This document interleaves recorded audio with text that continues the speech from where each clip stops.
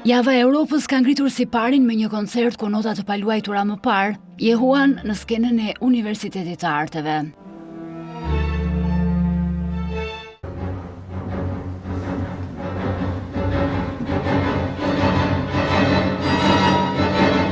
Nga refleksioni Bahjani Edmond Buaras që u ngjit në skenë për herë të parë te këngët popullore të Berios dhe divertimenti for strings e Bartok, publiku udhëtoi përmes kujtesës, identitetit dhe lidhjeve kulturore, duke u njohur edhe me kontekstin e veprave.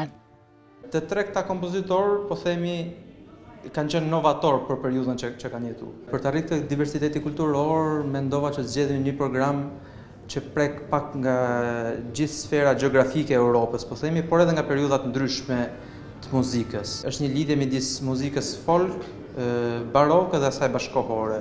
Koncerti Dialog në Tinguj me muzikanovën e Arlen Nikollit dhe muzikologen Mikaela Minga sollën muzikë nga kompozitor shqiptar e të huaj, bashkë me zërin e sopranos Anjeza Marku.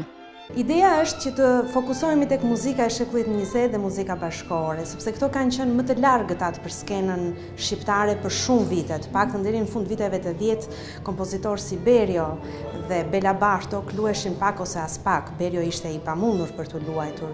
Luciano Berio kompozon folk songs që janë 11 këngë folklorike nga vende të ndryshme të botës.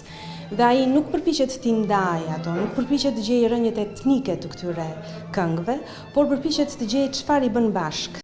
Java e Europës sjell mbi 30 aktivitete kulturore në 9 qytete të Shqipërisë. Programi i këtij viti bashkon nga data 19 deri më 31 maj 11 artistë me premiera në muzikë, teatr, film, dans dhe ekspozita. Premiera përmes të cilave hapësira krijuese ju jepet atyre për të eksploruar identitetin, lirinë, kujtesën, dashurinë, pasigurinë e përkatësinë.